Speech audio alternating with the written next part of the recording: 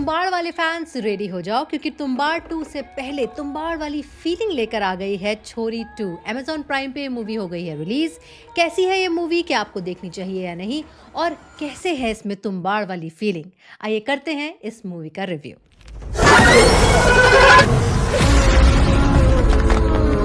Hello and welcome back to my channel. क्या आपने छोरी 1 देखी है? नहीं देखी है तो कोई प्रॉब्लम नहीं है, आप छोरी 2 फिर भी देख सकते हैं। ऐसा नहीं है कि इन दोनों मूवीज का आपस में कोई लेना देना नहीं है, बिल्कुल लेना देना है। दरअसल बात यह है कि मेकर्स ने छोरी 2 में बहुत इंटेलिजेंटली छोरी 1 का रिकैप डाल दिया है और छोरी 2 वहीं से शुरू होती है जहां पर छोरी 1 एंड हुई। जहां पर छोरी 1 में बात हुई थी फीमेल फीटिसाइड की, यानी कि लड़की का पैदा होते ही उसको मारना, और छोरी 2 में बात हो रही है फीमेल चाइल्ड मैरिज की, यानी कि छोटी बच्चियों की बड़े लोगों से शादी करवा देना या एक कम उम्र में शादी करवा देना। और मैं यहाँ पे तुम्बाड़ से भी सिमिलैरिटी कर रही हूँ इस पिक्चर की, हल्की फुल्की, ज़्यादा नहीं। तो तुम्बाड़ में भी एक सोशल इशू था, वहाँ पर ये दिखाया गया था कि कैसे इंसान अपने लालच के चक्कर में इस मदर नेचर को खराब कर रहे हैं। नहीं देखी है तो मैं एक हल्का सा रिकैप आपको दे देती हूँ। छोरी 1 में एक शहर की लड़की है जो एक लड़के से शादी कर लेती है, और जैसे ही वो प्रेग्नेंट होती है, लड़का कहता है कि चलो मैं अपने माँ बाप से तुम्हें मिलाने लेके जाता हूँ अपने गाँव में। लड़का seems to be a normal शहर का लड़का और लड़की भी उसके साथ चली जाती है। लड़की is played by Nusrat Bharucha. जब वो गांव पहुंचती है तो शुरू में तो उसका बहुत भव्य स्वागत किया जाता है, उसको अच्छा भी लग रहा होता है, लेकिन धीरे धीरे सारा एनवायरनमेंट चेंज होने लगता है। पति चेंज होने लगता है, उसके इन लॉज चेंज होने लगते हैं, और धीरे धीरे कहानी कुछ ऐसा ट्विस्ट एंड टर्न लेती है। कुछ हॉरर एलिमेंट्स भी आते हैं और उनके थ्रू से पता चलता है कि अगर उसकी लड़की पैदा होती है, अगर बेटी पैदा होती है, तो ये गांव वाले, ये घर वाले उसको मार देंगे। तो फर्स्ट पार्ट में बेसिकली वो अपने अनबॉर्न बेबी को बचाने के लिए सबको मार देती है और उस गांव से निकल जाती है। पार्ट सेकंड छोरी 2 उसका एक्सटेंशन है, जहां 7 साल बीत गए हैं, उसकी बेटी 7 साल की हो चुकी है और उसको सन एलर्जी है। जी हाँ, सन में वो निकल नहीं सकती। ज्यादा डिटेल में ना जाते हुए ये बच्ची और नुसरत भरूचा किसी तरीके से वापस उस गांव में पहुंच जाते हैं और कैसे तुम्बाड़ का सेटअप उनको वेलकम करता है, यही है मजेदार सी कहानी। और यहाँ पर मिलती है उनको सोहा अली खान। जी हाँ, सोहा अली खान बहुत दिनों बाद कम बैक कर रही हैं। 2018 में उनकी साहब बीबी और गैंगस्टर 3 आई थी और लगभग 7 साल बाद अब वो वापस इस फिल्म से एक्टिंग कर रही हैं। और क्या एक्टिंग की है उन्होंने! वैसे तो उनका नवाबी खून है, लेकिन जिस तरह से उन्होंने हरियाणवी एक्सेंट पकड़ा है वो काबिले तारीफ है। एक दिन सोहा अली खान ने कैरेक्टर निभाया है दासी माँ का, जो बीवी है प्रधान जी की, इनकी नहीं। पहाड़ में जैसी फीलिंग आपको हस्तर ने दी थी, कुछ कुछ वैसा ही कैरेक्टर है प्रधान जी का, जो बहुत सालों से जिंदा है और एक मैजिकल कैरेक्टर है, और उसको जिंदा रहने के लिए छोटी बच्चियों से शादी करनी पड़ती है, और स्पेशली उन बच्चियों से जिनको सन एलर्जी है। हेंस जो नुसरत भरूचा की बेटी है, उनको यहाँ लाया जाता है इस केवमैन से, इस प्रधान जी से शादी करने के लिए।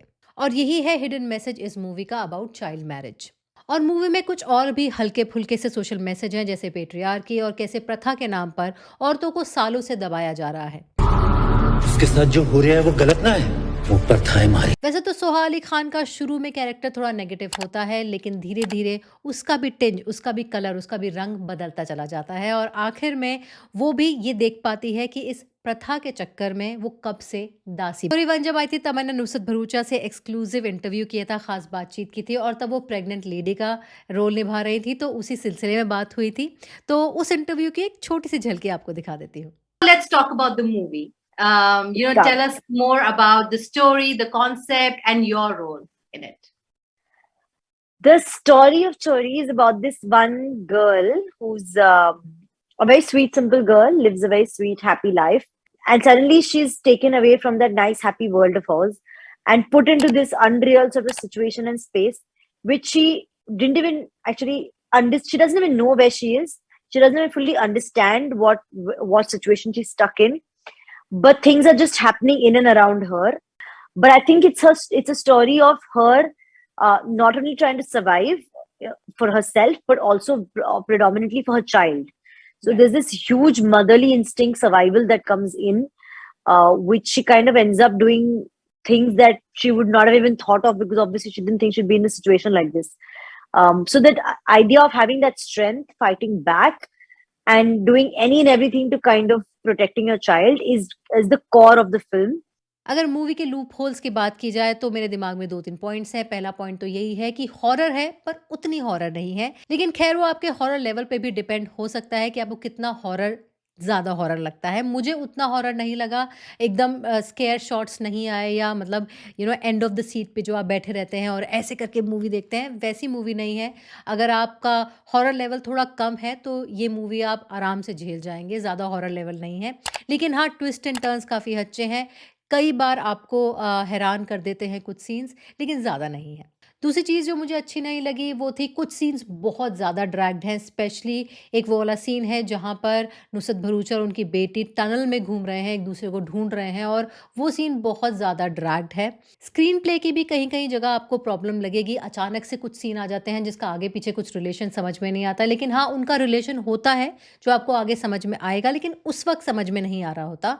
तो कुछ स्क्रीन प्ले बेटर हो सकता था। तो फाइनल वर्डिक्ट यही है कि एक एवरेज मूवी है, अच्छी परफॉर्मेंसेज़ है, स्ट्रॉन्ग मैसेज है, लेकिन स्क्रीन प्ले कहीं-कहीं ढीला है और कुछ चीज़ें ड्रैग की गई हैं। हॉरर लेवल थोड़ा-सा कम है, ख़ास तौर पे मेरे लिए तो कम ही था। आखिर आप देख के डिसाइड कर सकते हैं। अगर अमेज़न प्राइम की सब्सक्रिप्शन आपके पास है, तो ज़रूर देखिए, it's a one time watch. अगर नहीं है, तो इसी जॉनरा की अच्छी मूवी तुम्बाड़ 2 के लिए आप वेट कर सकते हैं। Well that's the end of the video. कैसा लगा आपको ये रिव्यू? अगर अच्छा लगा है तो please like, share and subscribe. मिलती हूँ आपसे अगले वीडियो में, तब तक के लिए बाय बाय।